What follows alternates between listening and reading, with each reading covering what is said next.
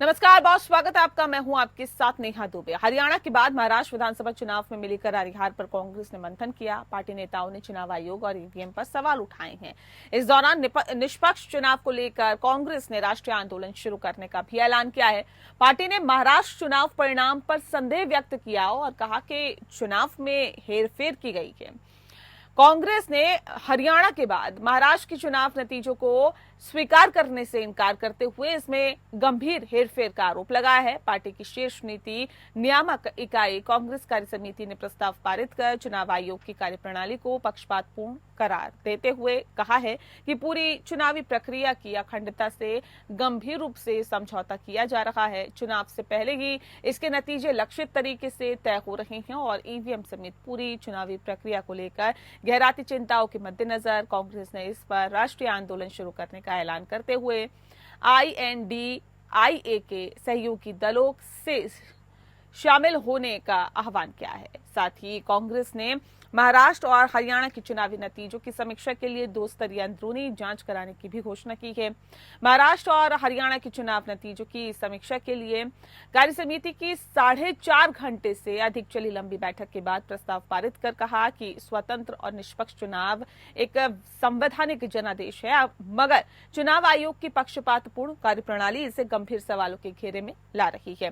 इसको लेकर समाज का बड़ा वर्ग निराश और आशंकित हो रहा है और इसीलिए कांग्रेस इन जन चिंताओं को एक राष्ट्रीय आंदोलन का रूप दे रही है और इसे उठाएगी भी। कार्य समिति स्वीकार करती है कि हरियाणा में पार्टी का प्रदर्शन उम्मीदों के विपरीत रहा, मगर चुनावी गड़बड़ियां हुई जिसने नतीजों को प्रभावित किया है और इन्हें नजरअंदाज नहीं किया जा सकता।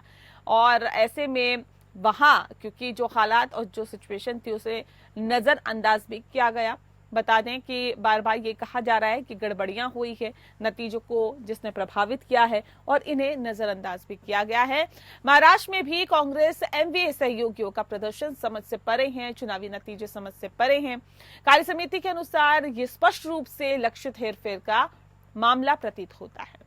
कांग्रेस अध्यक्ष मल्लिकार्जुन खड़गे की अध्यक्षता में कार्य समिति की विस्तारित बैठक में लोकसभा में नेता विपक्ष राहुल गांधी, कांग्रेस राज्यों के मुख्यमंत्री समेत 81 नेता मौजूद थे। कार्य समिति की बैठक के बाद कांग्रेस महासचिव केसी वेणुगोपाल, जयराम रमेश, मीडिया विभाग के प्रमुख पवन खेड़ा ने संयुक्त प्रेस कॉन्फ्रेंस में कहा कि महाराष्ट्र के नतीजों से साफ है कि चुनाव में हेरफेर हुआ है। इसीलिए खड़गे ने हरियाणा और महाराष्ट्र में 2 स्तरीय अंदरूनी जांच टीम भेजने का फैसला किया। एक टीम शिकायतों का जमीनी स्तर पर तकनीकी विश्लेषण कर समीक्षा करेगी तो दूसरी राजनीतिक स्तर पर। सवाल केवल ईवीएम का नहीं बल्कि पूरी चुनावी प्रक्रिया के साथ समझौता हो रहा है। चुनाव आयोग के जवाब से देश के नागरिक संतुष्ट नहीं है। आयोग ने हरियाणा के 20 विधानसभा सीटों पर बैटरी से जुड़ी हुई हमारी शिकायतों का संतोषजनक जवाब नहीं दिया और महाराष्ट्र में भी वोटर लिस्ट से शिकायतों और वोटर लिस्ट से लेकर अन्य शिकायतों की अनदेखी की गई है।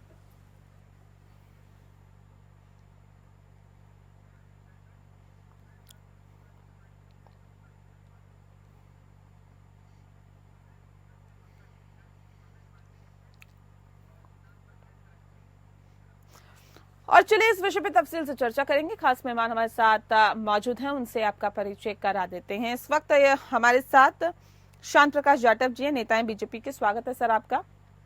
हमारे साथ डॉक्टर स्नेहाशीष वर्धन पांडे जी जुड़ गए हैं जो कि प्रवक्ता है कांग्रेस पार्टी के। आपका स्वागत है। और डॉक्टर मोहम्मद अमीन जी हमारे साथ जुड़ गए हैं, पूर्व संयुक्त निदेशक है चुनाव आयोग के। आपका भी सर बहुत बहुत स्वागत है।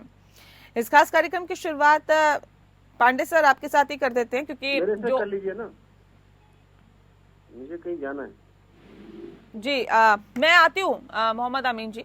कांग्रेस के नेता हमारे साथ जुड़ा हुए हैं स्नेहाशीष वर्धन पांडे जी। पांडे जी क्या वजह है? ये तो देखिए पूरी तरह से ये साबित हो रहा है कि हार का ठीक रहा सीधे सीधे ईवीएम पर ही फोड़ा जा रहा है। मतलब अपनी कोई गलती नहीं है, जो गलती वो ईवीएम की है।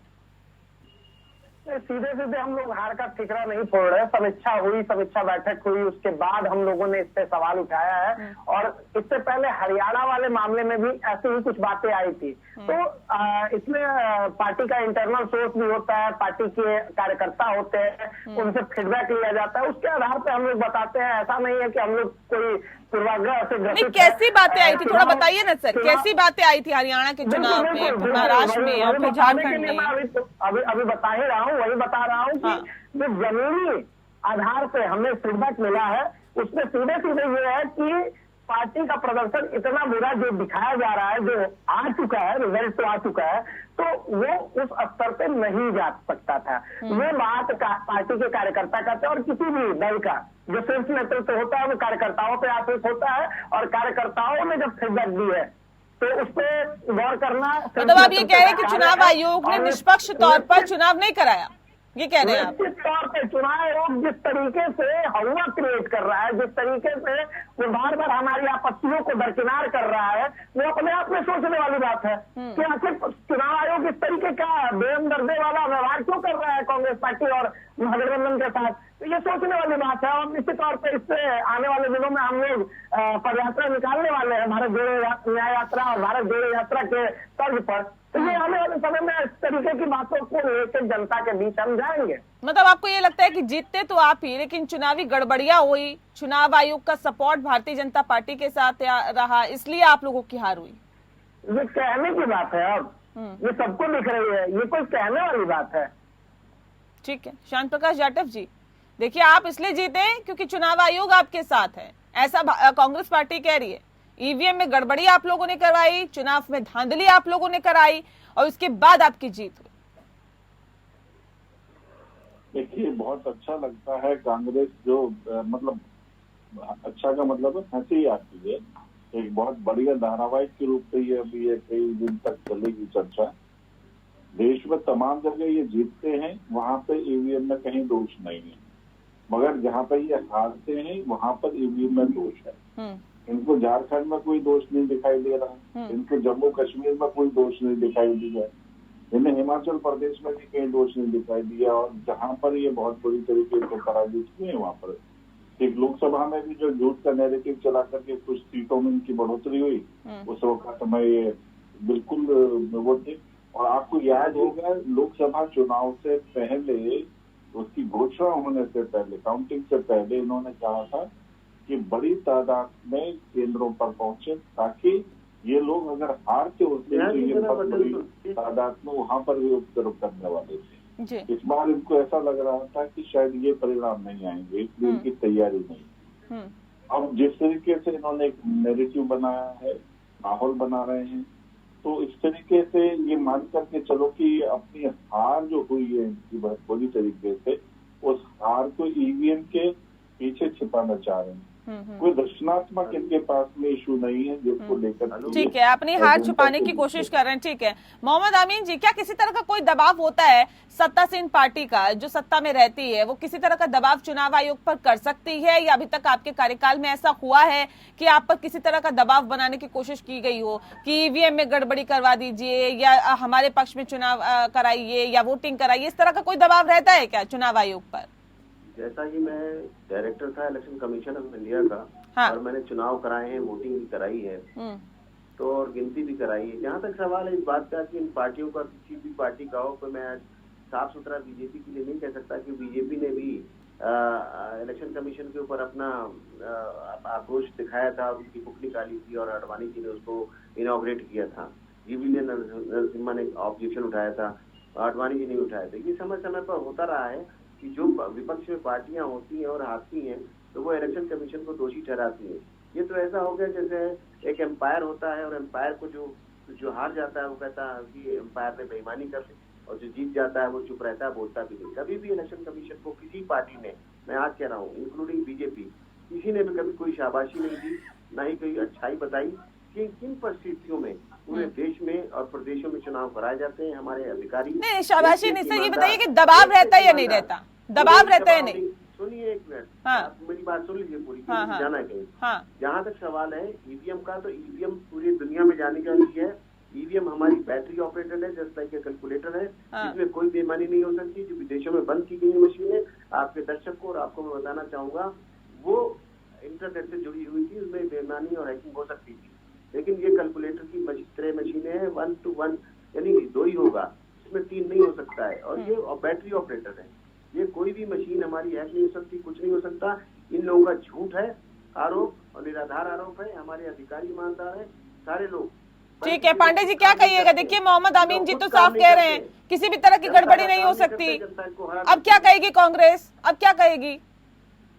देखिए पूरे विश्व में ईवीएम का इस्तेमाल नहीं हो रहा है। सबसे पहली बात यही है कि ईवीएम का इस्तेमाल नहीं हो रहा है तो भारत इतनी हाईटेक नहीं हो चुकी है। भारतीय लोकतांत्रिक प्रक्रिया इतनी हाईटेक बनाने के लिए जो किया हुआ गया है। और मैं ये कहता हूँ, मैं मानता हूँ कि लोगों के पास कुछ न कुछ भाजपा के पास सिस्टम है, कुछ ईवीएम ये लोग सेट करके रखे हुए हैं। जहाँ परिणाम उनको बदलना होता है वहाँ बदल देते हैं, जहाँ नहीं मुकम्मल होता है। अभी आपने सुना ना, देखिए मोहम्मद अमीन जी एक सेकंड सुनिए ना, स्नेहा शीर्षवर्धन पांडे जी सुनिए ना। ये मोहम्मद अमीन जी ये इलेक्शन कमीशन के पूर्व संयुक्त निदेशक हैं।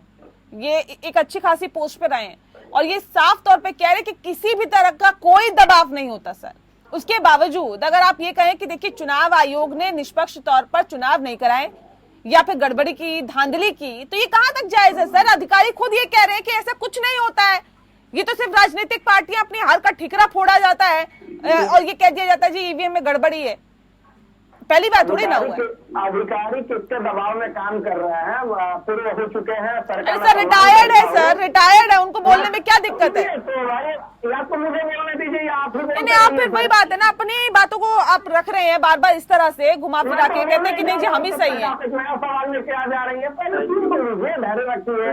मैं कह रहा हूँ कि पूर्व है, मैं उनका सम्मान करता हूँ, उनकी बातों का सम्मान करता हूँ, बावजूद इसके वर्तमान व्यवस्था का है कि पूर्व पे हम लोग नहीं सवाल उठा रहे हैं। ये चुनाव हाल में संपन्न हुए हैं, अभी हाल में रिजल्ट आया है, इस पे चर्चा हो रही है कि आप पूर्व पे, हम पूर्व की बात करते, पूर्व प्रधानमंत्री पंडित जवाहरलाल नेहरू पे जब सवाल उठाया जाता है तो क्यों नहीं आप चिल्लाने लगते हैं बीच में? तो यही आप लोग इतना बौखला क्यों रहे हैं सर? तो ये क्या हो गया आपको सर? इतना बौखला क्यों रहे हैं? जब मैं अपनी बातों को रखने की कोशिश कर रहा हूँ तभी आप दूसरे मैं सवाल नहीं पूछूं क्या? नहीं सवाल नहीं पूछूं क्या? इतना सर मैं किसी राजनीतिक पार्टी से हूँ क्या? मेरा काम है सवाल पूछना। सवाल है कि क्यों निष्पक्षता नहीं बरती जा रही है? नहीं, क्या स्पष्टता नहीं बढ़ती बताइए ना। चुनाव आयोग क्या कर दे ऐसा कि आप लोगों को यकीन हो जाए? नकार दिया जाता है, चुनाव नहीं सवाल इस पे उठ रहा है। चुनाव आयोग ऐसा क्या करे कि आप लोगों को यकीन हो जाए? बताइए क्या करें ऐसा? ईवीएम को हटाएं और बैलेट पेपर से चुनाव हो। आपने क्यों नहीं करवा लिया? 2014 से पहले ईवीएम से चुनाव नहीं होता था? हमको ये नहीं समझ, मुझे ये समझ में नहीं आता आपने क्यों नहीं करा लिया? इसका कोई जवाब है क्या वर्तमान 10 क्यों नहीं? ये जवाब आपको देना चाहिए जवाब इसका 10 सालों में। हम लोग चोर दरवाजे से सत्ता नहीं हासिल किए हैं। एक बात मुझे बताइए, जनता के मदद से लिया है सत्ता। पांडे जी चोर दरवाजे वाले नहीं है, चोर दरवाजे वाले को करा लेते ना सर, आप ईवीएम को हटा देते, बैलेट पेपर से चुनाव करा लेते। 2009 में सबसे पहले सवाल उठे थे इस पर। 2014 में सत्ता परिवर्तन हुआ। आपत्ति दर्ज होती उस पर हटवाया जाता, विरोध करना चाहिए तो हम लोग विरोध कर रहे हैं तो हमारे विरोध को दबाया। चुनाव आयोग ने पूछा था ना कैसे ईवीएम में गड़बड़ी हो सकती है, तब तो आप लोग नहीं पहुंचे वहां पर। उस वक्त तत्कालीन विपक्ष कभी विरोध उठाया किया था इस तरीके से किया था, एक प्रमाण दिखाइए, बात खत्म कर दीजिए। ठीक है शांत प्रकाश जी, वैसे तो आप लोग बड़ा कहते हैं कि नहीं देखिए निष्पक्ष है। एक सेकंड मैं आ रही अपने ही चुनाव के चिन्ह में दे, बीजेपी अपने ही सब कुछ कर ले, विपक्ष को हटाना चाहती है, विपक्ष को हटाने के लिए तरीके वो डेवलप कर रही है। अब विपक्ष विरोध कर रही है, बीजेपी क्या कर रही है क्या नहीं कर रही है इसके लिए दूसरा रास्ता भी है ना सर। विपक्ष तो छोटी छोटी बातों पे आजकल कोर्ट में चला जाता है, तो आपके पास तो पूरा अधिकार है कि आप भी जाएं। हालांकि कोर्ट ने पहले भी कह दिया है कि अगर किसी भी तरह की गड़बड़ी की आशा, सुनिए ना, परसेंटेज वोट पाके उनके नेता बन जा रहे हैं, 50% में तो वोट नहीं पा पाते हैं कहीं पे भी। लेकिन इसमें यह समझने की बात है कि जब तमाम विपक्ष के लोग अगर सवाल उठा रहे हैं तो एक बार बदल के देख लीजिए, आइए एक बार बैलेट पे करा लीजिए, देख लीजिए जाए। अगर सच्चे होंगे तो जीतेंगे ही जीतेंगे। जिस सीट पर आप लोगों को लगता है उस पर रिकाउंटिंग करा लीजिए ना। कोर्ट ने कहा है ना कि रिकाउंटिंग हो जाएगी। उसी मशीन से तो सवाल उठाया जा रहा है। अब उसी मशीन पे आप फिर से कह रहे हैं कि एतबार कर लीजिए एक बार, उसी को फिर से एक बार काउंट करा लीजिए, तो बार बार काउंट कराने से क्या संख्या बदल जाएगी क्या? ठीक है श्याम प्रकाश जी, देखिए बार बार अगर विपक्षी कह रहा है कि ईवीएम में गड़बड़ी हो सकती है, ईवीएम पर हमें ट्रस्ट नहीं है, ईवीएम विश्वास पात्र नहीं है, ईवीएम में धांधली हो रही, तो सर क्यों नहीं इसका कोई वैकल्पिक इंतजाम किया जाता? क्यों इस भ्रम को दूर नहीं किया जाता? शांत प्रकाश जी, सर आवाज मिल पा रही है आपको? शांत प्रकाश जाटव जी, चलिए आवाज वहां तक नहीं पहुंच पा रही। मोहम्मद अमीन जी, आप हमारे साथ जुड़े हुए हैं?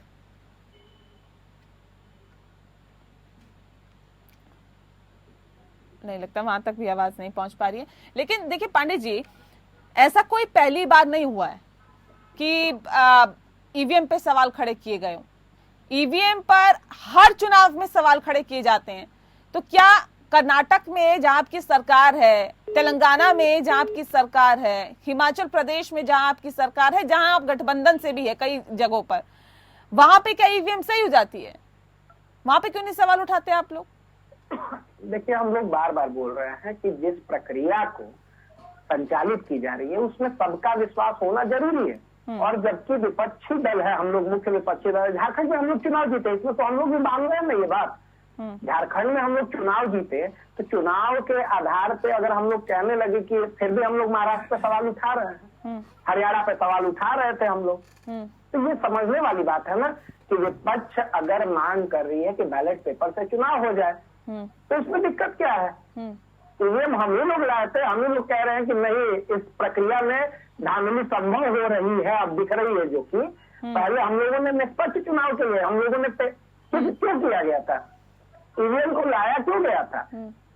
पर्यावरण संरक्षण के लिए ही लाया गया था कि पेड़ पौधों के जो कागज बनते हैं उसमें कमी आएगी। पहले बूथ लूटने की एक प्रक्रिया चलती थी, वो भी मैं स्पष्ट कर रहा हूँ। पहले बूथ लुटेरे हुआ करते थे, उसमें स्याही डाल दिया जाता था, तमाम प्रक्रियाएं होती थी, अगर आपको भी याद होगा तो उन चीजों के विरोध में ही लाया गया था ना ईवीएम के, इसमें छेड़छाड़ संभव नहीं है। लेकिन जब अब आने लगा विवाद कि छेड़छाड़ संभव है, तो फिर इसमें बदलने में क्या दिक्कत आ रही है? नहीं, ये कहाँ से आने लगा कि छेड़छाड़ संभव है? किसने कहा ये छेड़छाड़ संभव है? ये तो विपक्षी बार बार कहता है ना कि छेड़छाड़ संभव है।